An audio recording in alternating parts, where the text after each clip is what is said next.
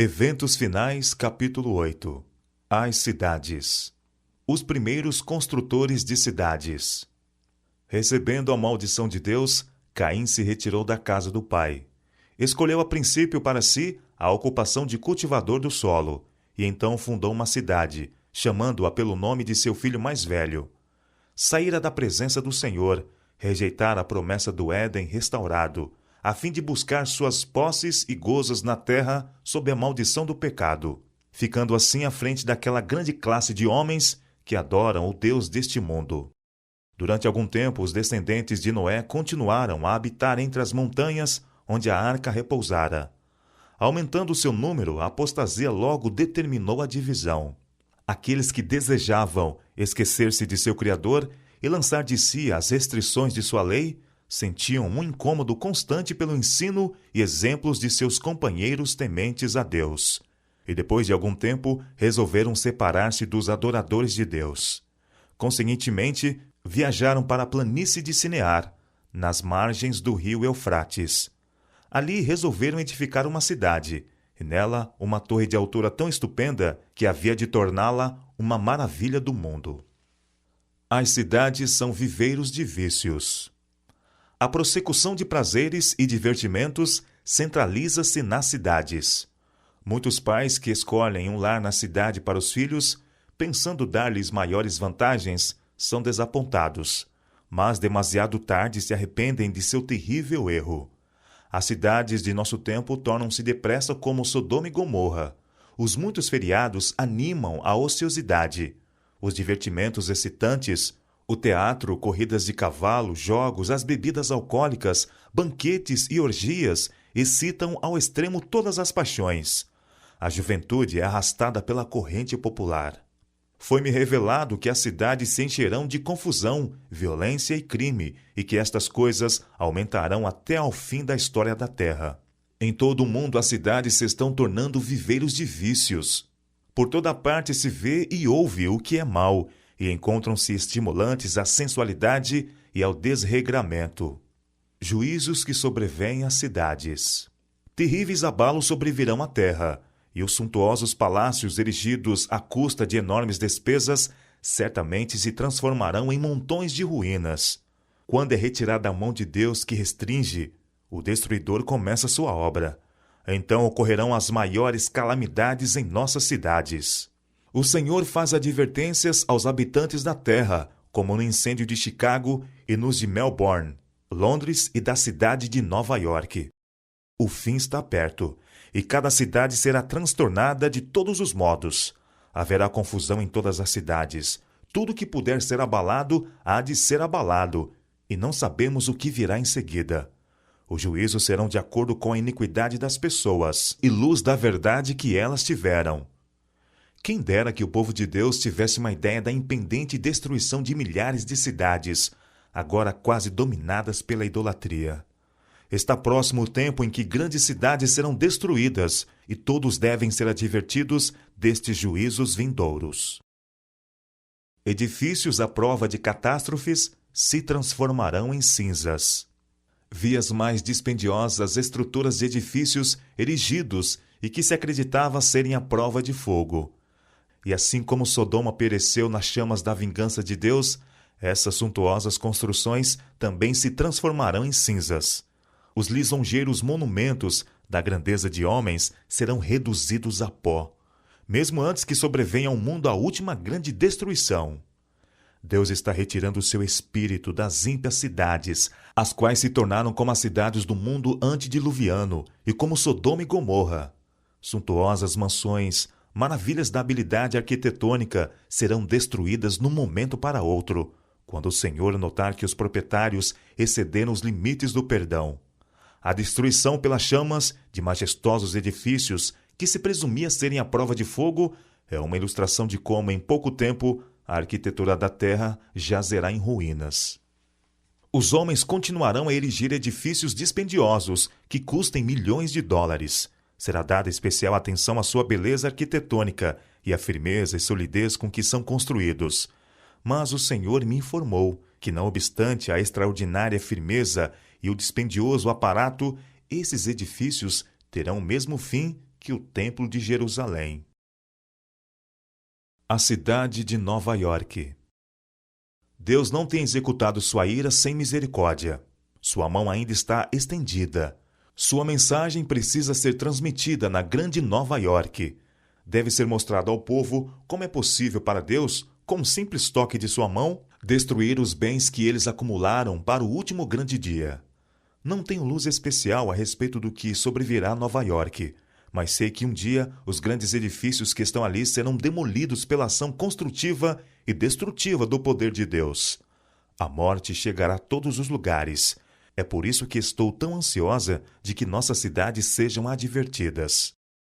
Uma ocasião, achando-me eu na cidade de Nova York, fui convidada, à noite, para contemplar os edifícios que se erguiam, andar sobre andar, para o céu. Garantia-se que esses edifícios seriam a prova de fogo e haviam sido erigidos para glorificar seus proprietários e construtores. A cena que em seguida passou perante mim foi uma alarma de fogo. Os homens olhavam aos altos edifícios, supostamente incombustíveis, e diziam: estão perfeitamente seguros. Mas esses edifícios foram consumidos como se fossem feitos de pés. Os aparelhos contra incêndios nada podiam fazer para deter a destruição. Os bombeiros não podiam fazer funcionar as máquinas. Chicago e Los Angeles. Cenas que logo ocorreriam em Chicago e outras grandes cidades também passaram diante de mim. Ao avolumar-se a iniquidade e retirar-se o protetor poder de Deus, houve tempestades e ventos destruidores.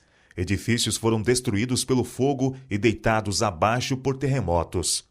Algum tempo depois disso, foi-me mostrado que a visão dos edifícios em Chicago e o ônus sobre os recursos de nosso povo para erigi-los e sua destruição era uma lição prática para o nosso povo, advertindo-os de que não deviam investir amplamente seus recursos em propriedades na cidade de Chicago ou em alguma outra cidade, a não ser que a providência divina abrisse o caminho e indicasse claramente o dever de construir ou comprar, por ser necessário a transmissão da mensagem de advertência.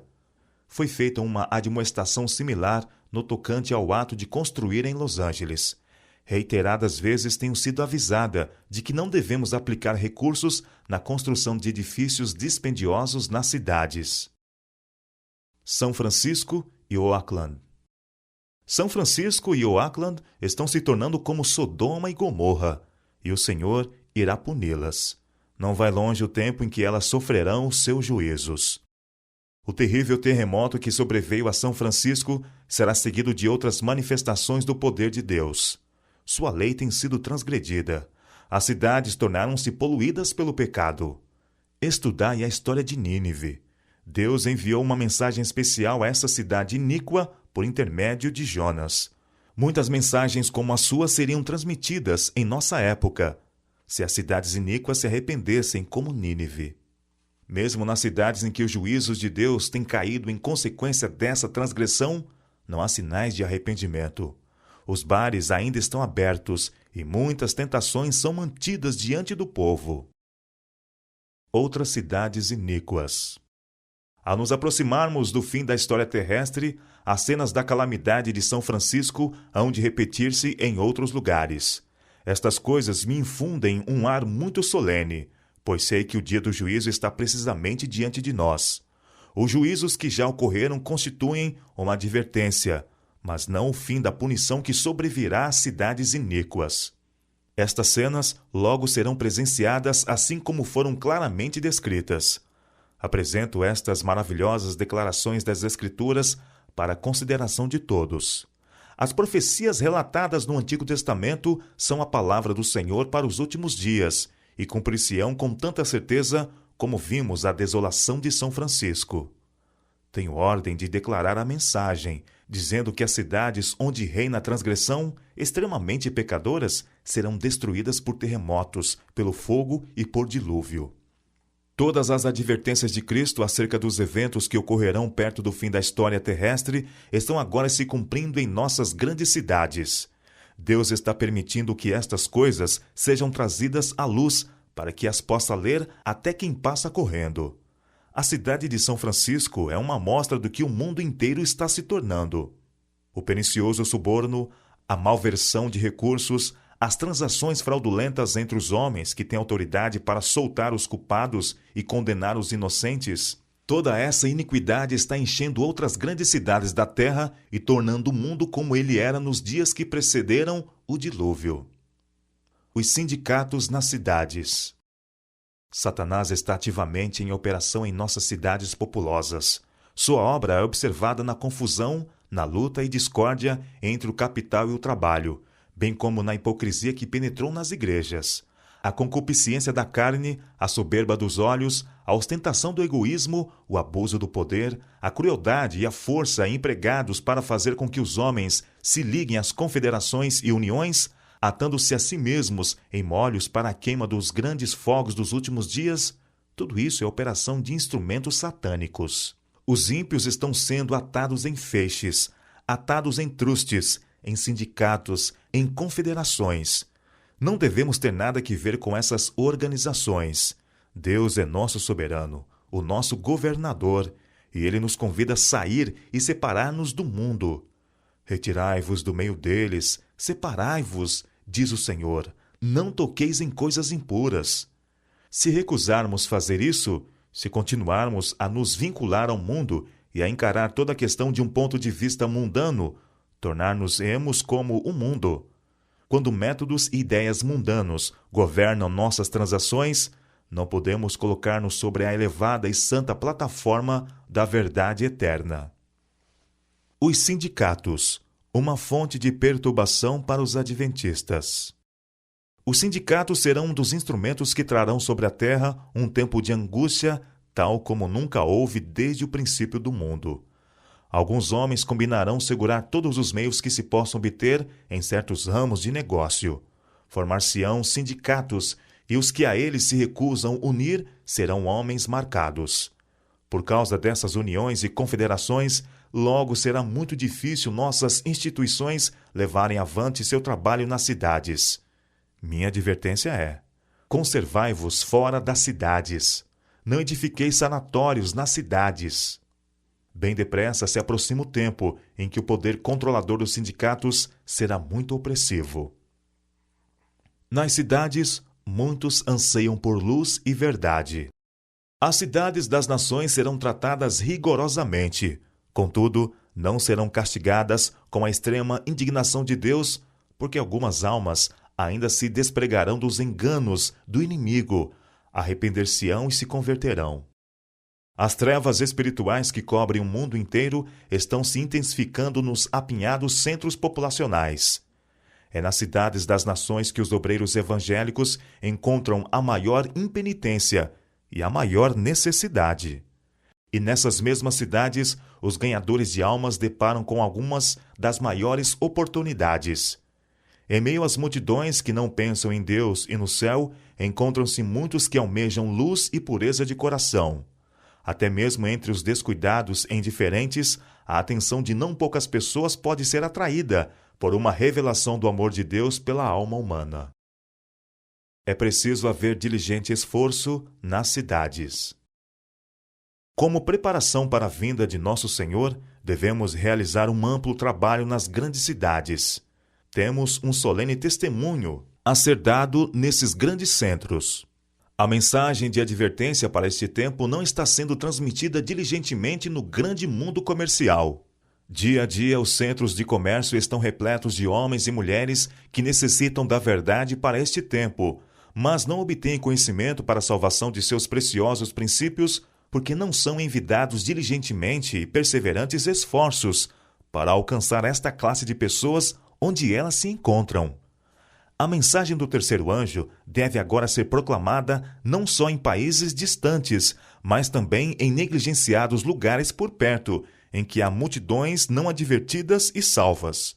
Nossas cidades em toda parte requerem diligente e sincero trabalho da parte dos servos de Deus. Nem todos podem deixar as cidades por enquanto. Sempre que possível, é dever dos pais estabelecer lares nos campos para os filhos. Conforme o tempo avança, cada vez mais terá nosso povo de sair das cidades. Durante anos temos recebido a instrução de que nossos irmãos e irmãs, e especialmente as famílias que têm filhos, devem fazer planos para abandonar as cidades, conforme diante deles se abra o caminho para fazê-lo. Muitos terão de trabalhar com empenho para ajudar a abrir o caminho. Mas até que seja possível saírem, durante todo o tempo que ali permanecerem, devem ser muito ativos em fazer trabalho missionário, por mais limitada que seja a sua esfera de influência. Nossas cidades estão se tornando cada vez mais ímpias, e cada vez mais se torna evidente que os que desnecessariamente nelas permanecem fazem-no pondo em perigo a salvação de sua alma. Cidades e vilas se acham embebidas no pecado e na corrupção moral. Todavia, existem Lós em toda Sodoma. Escolas, igrejas e restaurantes nas cidades. Muito mais se pode fazer para salvar e educar os filhos dos que, presentemente, não podem sair das cidades. Essa é uma questão digna dos nossos melhores esforços. Devem-se estabelecer escolas de igreja para as crianças que estão nas cidades, e em ligação com essas escolas, devem-se tomar providências para o ensino de estudos mais elevados, onde estes forem exigidos. Nossos restaurantes devem estar nas cidades, pois de outra maneira os obreiros desses restaurantes não poderiam alcançar o povo e ensinar-lhe os princípios do viver sadio. Repetidamente nos vem o Senhor instruindo que devemos fazer o trabalho nas cidades partindo de centros da periferia. Nessas cidades devemos ter casas de culto, como memoriais de Deus, mas as instituições para a publicação de nossa literatura, para a cura dos enfermos e para o preparo de obreiros devem ser estabelecidas fora das cidades. É especialmente importante que nossos jovens sejam protegidos das tentações da vida citadina. Não são aconselhadas mudanças precipitadas. Cada qual tome tempo para considerar cuidadosamente e não ser como o homem da parábola que começou a edificar e não pôde terminar. Nenhuma mudança se deve fazer sem que tal passo e tudo o que ele implica sejam cuidadosamente considerados. Tudo pesado. Pode haver indivíduos que agem precipitadamente e entram em algum negócio de que nada sabem. Deus não exige tal coisa. Nada se faça de maneira desordenada, para que não haja grande perda ou sacrifício de propriedade, devido a discursos ardentes e impulsivos que despertam um entusiasmo que não é segundo a vontade de Deus, para que por falta de equilibrada moderação e devida contemplação e de sadios princípios e propósitos, uma vitória que necessitava ser ganha se transforme em derrota. O sinal de fuga das cidades. Não vem muito distante o tempo em que, como os antigos discípulos, seremos forçados a buscar refúgio em lugares desolados e solitários. Como o cerco de Jerusalém pelos exércitos romanos era o sinal de fuga para os cristãos judeus, assim, o arrogar-se nossa nação o poder no decreto que torna obrigatório o dia de repouso papal será uma advertência para nós. Será então tempo de deixar as grandes cidades, passo preparatório ao sair das menores para as lares retirados em lugares solitários entre as montanhas. Alguns justos ainda estarão nas cidades, depois que for aprovado o decreto de morte. No tempo de angústia, fugimos todos das cidades e vilas, mas fomos perseguidos pelos ímpios, os quais entraram nas casas dos santos com a espada. Ao deixarem os santos as cidades e vilas, eram perseguidos pelos ímpios que os procuravam matar.